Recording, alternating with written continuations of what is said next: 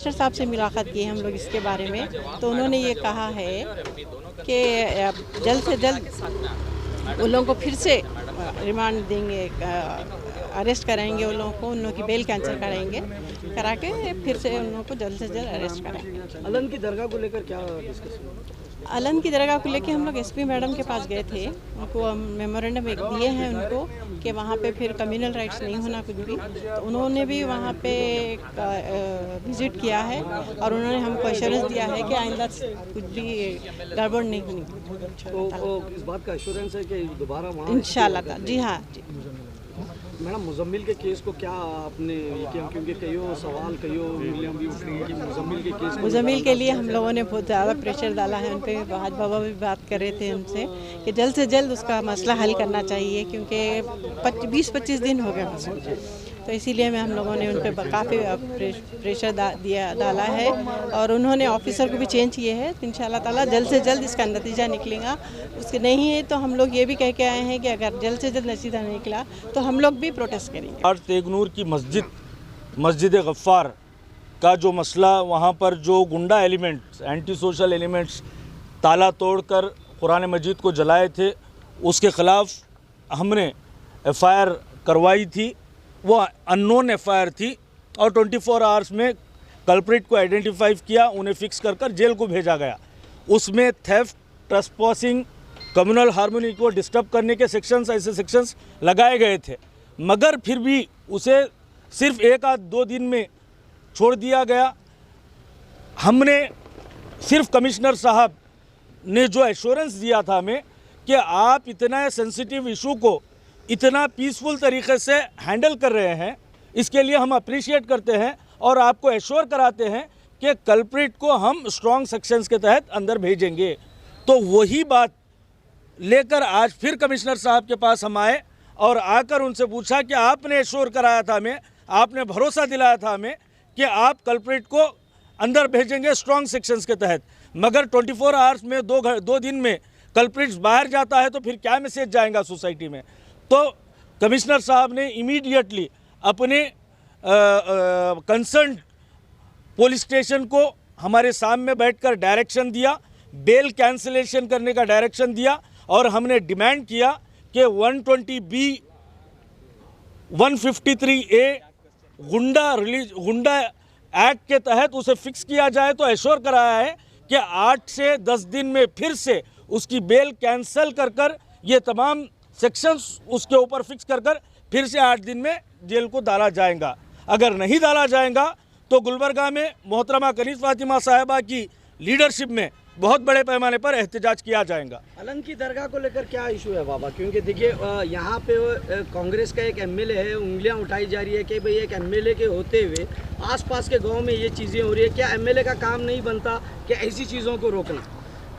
वही इमीडिएटली मोहतरमा कनीज़ फातिमा साहिबा ने MLA साहब 0 आवर्स में जो इशू को रेस किए, इर्रेलेवेंट, अननेसेसरी, अपने नाकाबियों को छुपाने के लिए ज़िंदगी में पहली मर्तबा यही इशू रेस किए जिससे रिलीजियस हार्मोनी डिस्टर्ब हो।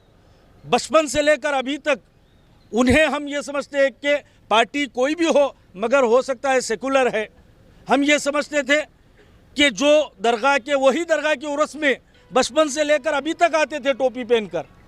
तो आज उनकी जो बयान हमने देखा है बड़ा शॉकिंग था। मैं बार बार अपील कर रहा हूँ अलन के MLA साहब से, अगर आप कहीं पे मिसगाइड हुए हैं, जो आप अपने बयान में कह रहे हैं कि जजमेंट आया है, आप जजमेंट को पब्लिक के सामने लाइए, हमें भी बताइए, हाउस में लेकर जाकर बताइए। इस तरीके से आप मिसगाइड करना सोसाइटी को ख़त्म कीजिए, क्योंकि इससे नफ़रतें बढ़ेंगी। हमारा शहर सूफ़ी संतों की सरज़मीन है, ये सूफ़ी संतों की सरज़मीन में हेटरेट नहीं चलेगा।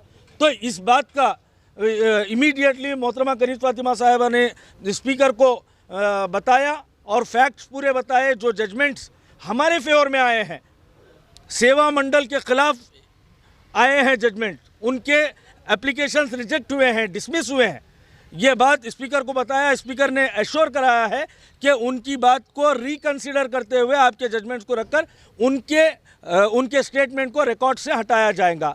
इस बात की इत्तला हमने आकर अभी SP मैडम को ही बता दी कि आपको हाउस में मिसगाइड करे एमएलए साहब, यहाँ पर भी मिसगाइड करेंगे।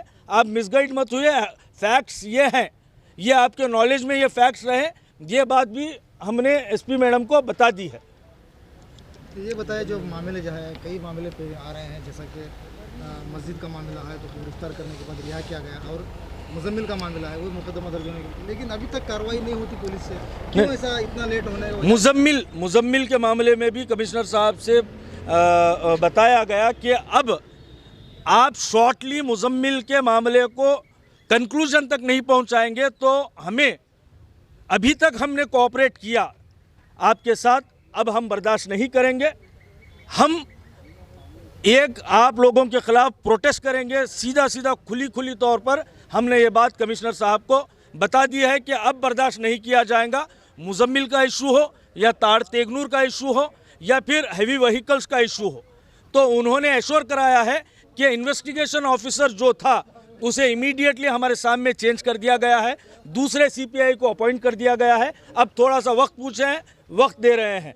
तो बाबा, मुजम्मिल के मामले को लेकर इतना डिले क्यों हो रहा है? क्या कहीं ना कहीं राजनीति के तो इग्नोरेंस से ये मामला हो रहा है? क्योंकि देखिए, एक आम आदमी के अलावा एक राजनीति का भी काम बनता है कि सिटी में हो रहे क्राइम को रोकना। तो बीइंग ए पॉलिटिकल लेवल, किस हद तक मुजम्मिल के मैटर को लीड ले रहा है और कहाँ तक मुजम्मिल के मामले को पहुँचा है? मुजम्मिल की मर्डर की जिस तरीके से न्यूज़ आई, सबसे पहले मोहतरमा कनीज़ फातिमा साहबा ने कमिश्नर साहब से मिलकर तब से प्रेशर बना रही हैं। उसके बाद में ये कहीं ना कहीं पुलिस डिपार्टमेंट का फेल्यूर है। ये फेल्यूर को एक्सेप्ट करते हुए आईओ को चेंज किया गया है। अब उसके लिए भी थोड़ा सा टाइम दिया जा रहा है। अगर कंक्लूजन नहीं आएगा तो बहुत बड़े पैमाने पर प्रोटेस्ट किया जाएगा। और साथ ही साथ रिंग रोड हेवी व्हीकल्स के ताल्लुक से भी जो डायरेक्शन दिया गया है उसे 100% इम्प्लीमेंट करने के लिए भी डिमांड की गई है। साथ ही साथ ये भी कहना चाह रहा हूँ कि वो NHAI का प्रोजेक्ट है और हमारे शहर के एमपी साहब वहाँ पर रोज़ाना एक्सीडेंट्स हो रहे हैं और वो देखते हुए कांग्रेस गवर्नमेंट, यूपीए की गवर्नमेंट ने, डॉक्टर मल्लिकार्जुन खड़गे साहब ने आउटर रिंग रोड को लाया था शहर गुलबर्गा में।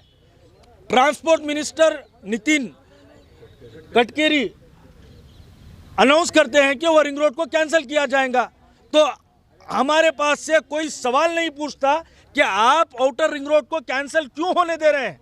आपकी गवर्नमेंट स्टेट में, आपकी गवर्नमेंट सेंट्रल में, आप एमपी गुलबर्गा डिस्ट्रिक्ट के, हम जो प्रोजेक्ट लेकर आए, डॉक्टर मल्लिकार्जुन खड़गे साहब जो प्रोजेक्ट लेके आए उसको आप कैंसिल होने दे रहे हैं। आप तो नहीं ला सकते और लाएंगे भी नहीं।